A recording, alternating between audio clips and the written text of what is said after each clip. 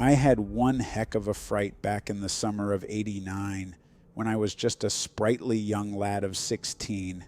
It was one of those hot, muggy August nights in central Maine. You know, the kind where the crickets are buzzing something fierce and the mosquitoes are out for blood.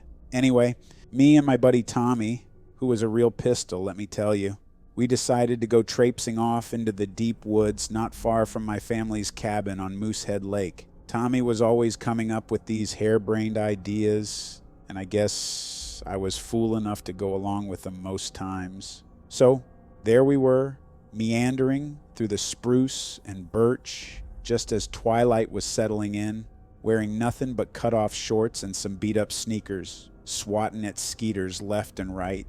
We'd been roughhousing and carrying on like teenage boys do, guffawing at dirty jokes and all. Well, wouldn't you know it, while Tommy was in the midst of spinning some yarn about a girl from school, we suddenly heard this loud ruckus of snapping branches and heavy footfalls not more than 30 yards ahead, just beyond a tangle of undergrowth. Now let me remind you, we had ourselves some big critters in those woods. Black bear, moose, you name it. So we figured we'd crouch down all stealthy-like behind a fallen log to get a look at whatever beast was passing through. But as we peeked over that mossy wood, what came lumbering into a patch of moonlight was like nothing we'd ever laid eyes on before. This thing must have stood near 7 foot tall, built like a brick you-know-what house. But it wasn't no bear. It walked upright on 2 legs and had pointy ears topping a head that was too darn long to make sense. Its body was cloaked in mangy fur, dark as pitch and matted with filth, and the stench coming off this critter, whew, I ain't never smelled anything so fierce in all my born days. It was musky and rotting, made my eyes water, something awful.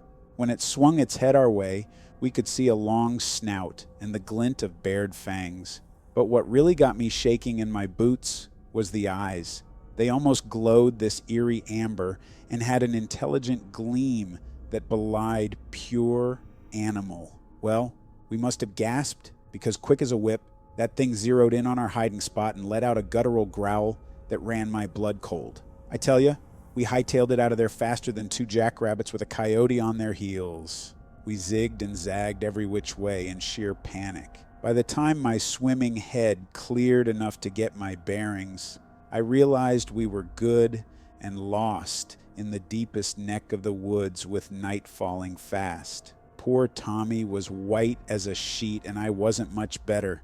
Knowing that beast was likely stalking us, we shimmied up the sturdiest oak we could find, scraping our stomachs on the rough bark as we clawed our way up a good 20 feet. And there we clung to the branches for dear life, shivering and praying as the dark closed in and unknown creatures prowled below.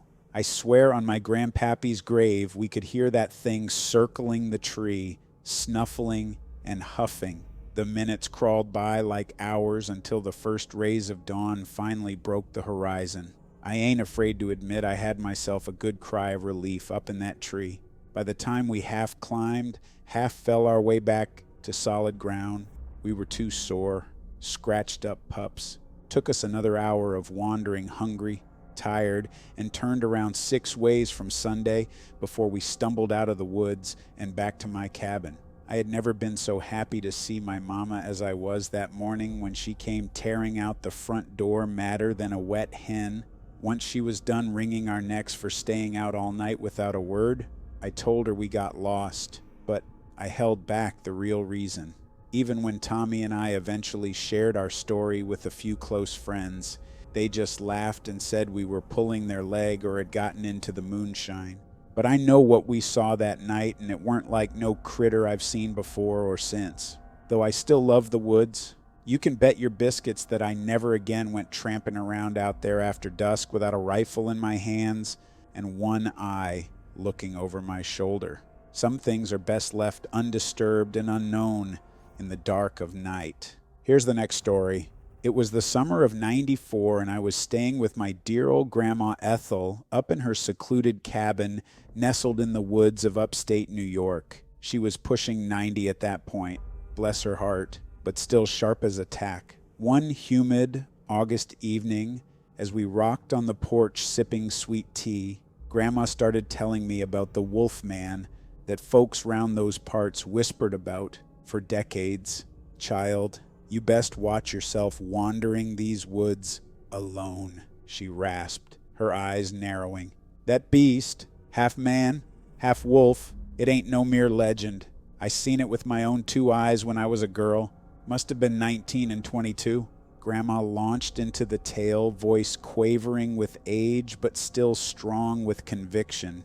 She described how her neighbor, mean old Mr. Clemens, woke one morning to find his prize hog slaughtered overnight. Nothing but bloody bones remaining. Figured it was a pack of coyotes or a rabid mountain cat at first. But the killing didn't stop. Each night another animal massacred. Chickens, goats, even a full-grown steer torn to pieces. So Mr. Clemens sat up one moonlit night with his shotgun, determined to catch the varmint. Grandma shivered, recalling his screams echoing through the holler. Come morning, all they found of him was his gun and his left boot, soaked in blood. But I saw it, child, Grandma continued. Lurking at the wood's edge one night soon after, stood near 7 feet tall on its hind legs, glowing yellow eyes and a coat of matted fur, not quite man nor beast, but some awful melding of the two. It raised its long snout, sniffed the air, and I swear it grinned at me, baring fangs white as bone. Then it loped off into the trees. Grandma grew quiet and still then, lost in the dark memory. Night insects buzzed in the heavy air. After a spell, she turned to me, a pleading look on her weathered face. You heed my words now, you hear? That creature, that devil, it's still out there. Folks gone missing over the years. Same as Mr. Clemens. The wolf man's hunger never rests. Promise your grandma you'll stay out of those woods come sundown. I nodded solemnly, seeing the haunted knowing in her rheumy eyes. In that moment, her old folktale felt as real as the hickory boards beneath my feet. I made that promise, and Lord help me, I aim to keep it so long as I walk this green earth. When darkness falls, you'll find me locked up tight behind solid doors, a prayer on my lips that the beast never catches my scent on the wind. Here's the next story. It was a warm August night back in 2003, and my buddy Jake and I were driving down this old back road in Schuylkill County after hanging out at a bonfire party at our friend Amanda's house. We'd both had a couple beers, but I was driving since Jake was pretty buzzed. Anyway, it was probably around 1 a.m. and pitch black out there in the sticks, nothing but trees crowding both sides of the narrow road. I had my high beams on, the radio turned low, playing some Springsteen, just shooting the shit with Jake. All of a sudden, maybe 30 yards ahead, this massive thing comes lumbering out of the woods on the right and starts crossing the road in front of us. I hit the brakes and we both just stared, our jaws practically on the floor of my '98 Ford Explorer. This thing was freaking huge, had to be 7 or 8 feet tall and was walking on 2 legs. But it sure as hell wasn't human or any kind of bear. No, what we saw was covered in dark fur and had a distinctly canine head like a wolf or German shepherd. The snout was long, and I swear I could see the glint of teeth. The creature didn't even glance our way or break stride, just calmly walked across the road and disappeared into the trees, almost like we weren't even there. Jake and I slowly looked at each other, eyes bugging out of our heads. Did we really just see that? A freaking werewolf or something? I don't mind admitting my hands were shaking a bit when I put the Explorer back in drive and got us the hell out of there. Jake was kind of stammering, going on about dogmen and shapeshifters he'd seen on the History Channel. I was too spooked to laugh at him, and when whatever that thing was first stepped out, I thought it was a big-ass bear up on its hind legs. Black bears aren't too rare around here, but the longer I looked, the body shape was wrong for a bear, almost lanky, with really long, almost spindly back legs, and a definitely canine profile. Like no kind of wolf or coyote I've ever seen, though. I called up Amanda the next day, asked if she or anyone else at the party had seen something weird. She said no, but that her one neighbor, old man McGinty, was always going on about seeing monsters in the woods at night. I'd always thought he was just the local crazy old coot. Now I wonder. That was 17 years ago, but I can still picture that thing clear as day crossing the road in front of my headlights. Jake and I rehashed it a million times, but never spoke a word to anyone else. Who'd believe us? But I know what we saw that night on that lonely back road, and it sure wasn't natural. There's some weird shit in the Pennsylvania woods, take my word for it. Ever since then, when I go hunting, I make damn sure to be out of the forest before dark. And if I hear a branch crack at night when I'm camping, let's just say my pistol's always in reach. You never know what's really out there. Here's the next story. It was a dark night in the spring of 2009, and me and my 3 buddies were cruising around the back roads of eastern Pennsylvania in my beat-up old conversion van, just shooting the shit and looking for something to do. We were bored out of our skulls that night, I tell you. Nothing good on TV, we were all broke, and the weather was still too cold and rainy to really do much outdoors. So we figured we'd just drive around aimlessly, maybe swipe some road signs to decorate Joey's basement with later, anything to kill the monotony. So anyways, there we were, rolling down this poorly lit side street called Stacy Road in bumfuck nowhere, Pennsylvania. I think we were somewhere in the Jefferson Township area, but I can't rightly recall exactly. We were going maybe 30, 35 miles per hour. I had to take it slow because the shocks on that rusted out van were completely shot to hell. Every pothole felt like a massive crater. We had just rounded a slight bend, and my headlights illuminated this big old scraggly juniper tree along the side of the road up ahead. And that's when I saw it. There was something huge hunkered down in the ditch, right at the base of that tree. At first I thought maybe it was a deer or something, but as we got closer, I could see it was way too big to be any deer. This thing was easily the size of a full-grown man, maybe even bigger. Now, growing up in rural PA, I've seen my share of wildlife, and I've heard all the tall tales about Bigfoot sightings and all that jazz, but I ain't never seen anything like what was squatting there in my headlights. This thing was covered, head to toe, in dark fur, kind of mangy and matted looking. But it weren't no bear either, on account of the decidedly canine shape of its head and the large pointed ears sticking straight up off the top of its skull. If I had to liken it to anything, I'd say it was like a gigantic wolf, except it was sitting there on its haunches like a person would. My buddies saw it too and immediately started flipping out. Joey, who was riding shotgun, actually screamed like a little girl and damn near climbed into my lap. He was so scared. I probably would have laughed at him for it if I wasn't busy crapping my own pants at the sight of this monster. We were still barreling closer, and this thing slowly turned its head and looked right at us, its eyes flashing yellow in the reflected light like a cat or a dog would. Those eyes, man. Those blazing yellow eyes are seared into my brain for all time. They were level with Joey's passenger side window. That's how huge this Wolfman thing was, even in a sitting position. It was close enough to touch if the window had been rolled down. I swear I'll have nightmares about those eyes till the day I die. We whipped past it in a matter of seconds that felt more like hours. As soon as we were clear of it, that thing rose up to its full height, and my heart felt like it was going to explode out of my chest. It had to have been over 7 feet tall. I couldn't believe what I was seeing in the side mirror as it loped across the road behind us in 3 quick strides before disappearing into the trees on the opposite side. The way it moved, striding along on 2 legs like a person would, it was the most unnatural thing I ever saw. I floored it and got us the hell out of there at probably unsafe speeds, all the while my friends yammering and freaking out around me. I was pretty much in shock. It's amazing I didn't wreck the van. We spent the rest of the night huddled in Joey's basement, chain-smoking cigarettes and trying to talk each other into believing that we didn't see what we all knew damn well we saw.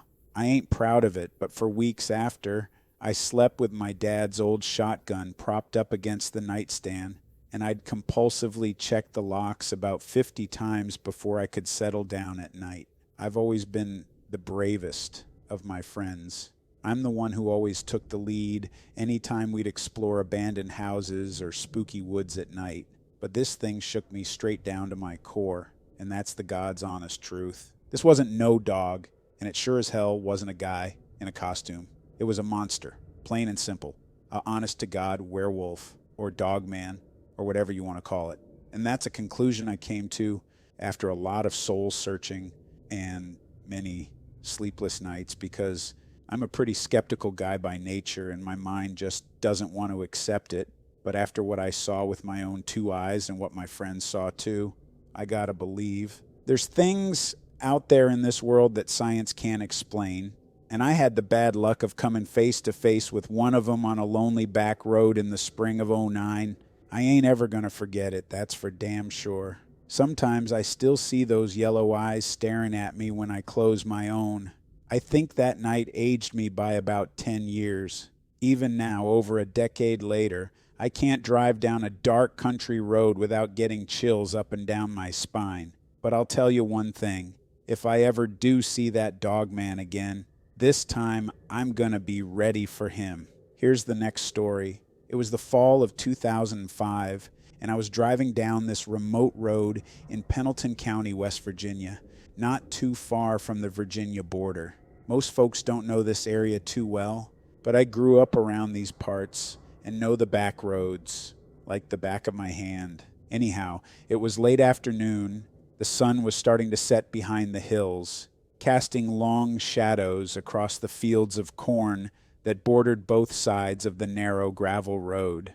I was just taking a leisurely drive, trying to clear my head after a long day at work. I had the windows down, enjoying the crisp autumn air. The radio didn't work too well out in these hills, so I had it turned off, listening to the sounds of nature instead, the chirping birds, the rustling of the dry leaves in the breeze. As I drove further, the cornstalks seemed to get taller and taller, reaching a good 8 to 9 feet high on either side. It was like driving down a vegetative tunnel. I remember thinking to myself that the farmers must have had a real good growing season with all this rain we'd had. In another few weeks, they'd be out here harvesting all this corn in their big combines. But for now, it was just a sea of browning stalks swaying under the orange sky.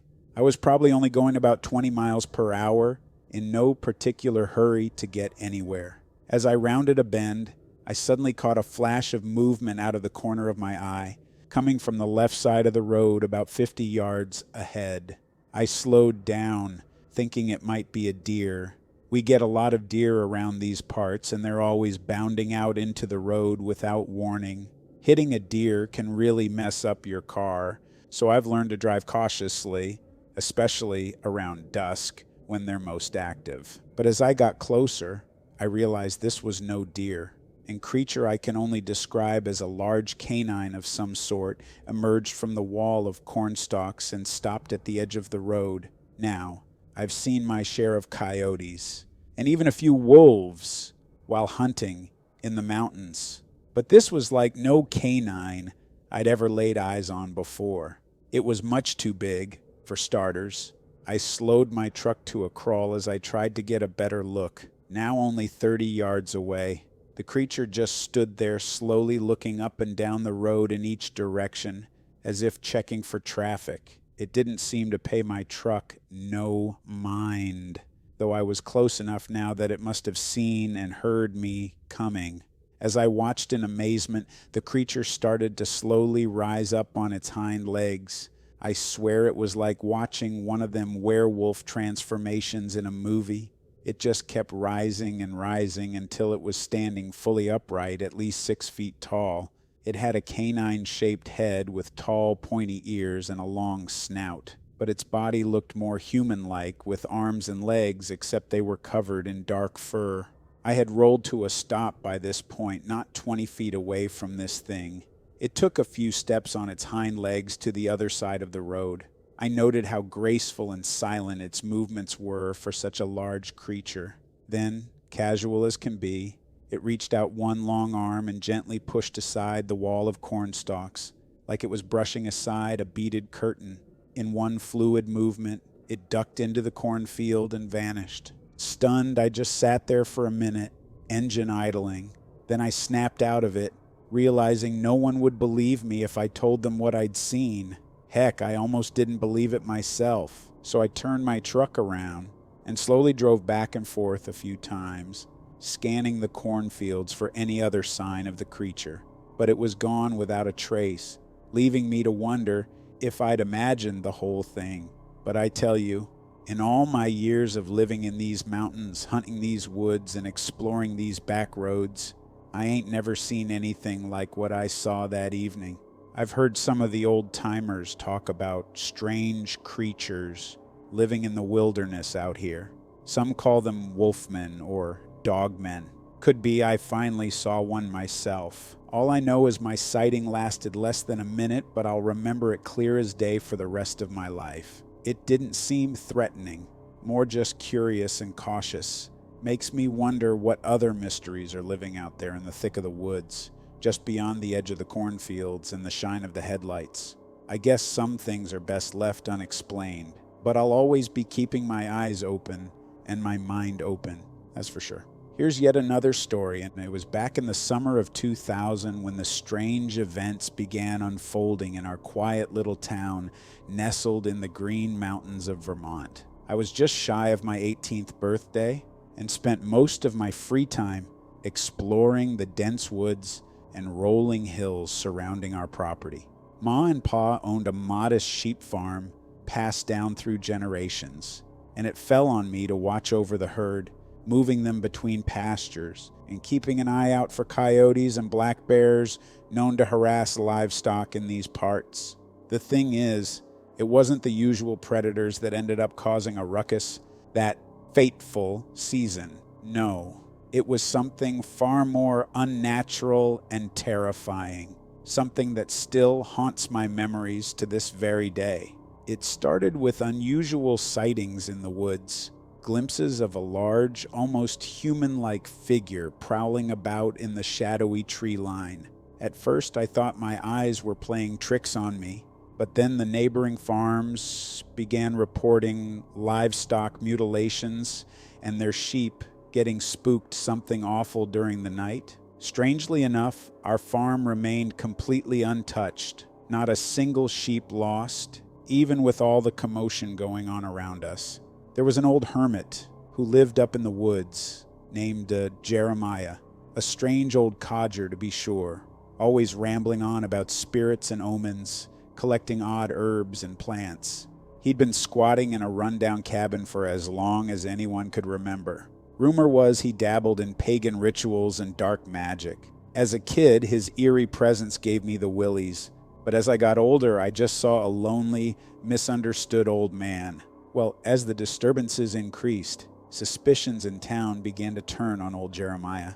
Late one night, a group of men, including my pa, decided to confront him, believing he had to be responsible for the livestock attacks and sightings. They found him out in a clearing near his shack under the light of a full moon. The men claimed he was acting peculiar, more animal than man, and had a wild look in his eyes. One of the men fired a warning shot from his hunting rifle, but in the confusion, Jeremiah took off into the woods. The posse gave chase, and more shots rang out in the darkness. I heard the commotion from the farmhouse and ran out to see what was happening. By the time I caught up, I found the men standing over Jeremiah's crumpled body. He'd been shot clean through the chest. I'll never forget his final words as the life drained from his crazed eyes. He uttered a curse on the town, saying we'd rue the day we crossed him. With his last breath, he vowed his spirit would live on and he'd have his vengeance. The men, including my own father, burned the body and buried the ashes. But that wasn't the end of it. After that night, a huge black wolf with glowing eyes began appearing around the outskirts of town. Townsfolk started connecting it with Jeremiah, believing he'd somehow transformed into this creature. The attacks on livestock turned vicious and more frequent. The wolf seemed to terrorize everyone except for our farm. I even saw it watching me from the tree line a few times, almost as if it knew me. I felt I was going crazy even considering it, but I couldn't help but wonder if Jeremiah was behind this, taking vengeance from beyond the grave. Those events haunted our town for years, and some folks still whisper about the legend of the werewolf of the Green Mountains. I've never been able to shake the memory of old Jeremiah's curse and those glowing eyes watching from the forest. Even now, 20 years later, I sometimes still see that black wolf prowling in my dreams and wake up in a cold sweat. Maybe it's just a silly legend, but I'll forever be left wondering if there wasn't some truth to Jeremiah's dying oath that summer up in the Vermont hills. Here's our last story today. It was mid-July 1999, and I was really looking forward to spending a relaxing week at my friend Jeff's cabin in the backwoods of Maine near Baxter State Park. The drive up from Boston was long, over 6 hours with all the traffic heading out of the city for the weekend. This was my first time visiting Jeff at his place that he'd bought a couple years back, an old hunting cabin on 50 acres that his grandfather had built decades ago. As I navigated the winding dirt roads, I realized just how isolated the place was, at least 10 miles from the nearest paved road, and not a neighbor in sight. When I finally pulled up, Jeff was sitting on the porch in a rocking chair, beer in hand. We'd both been so busy with work, it had been ages since we'd hung out.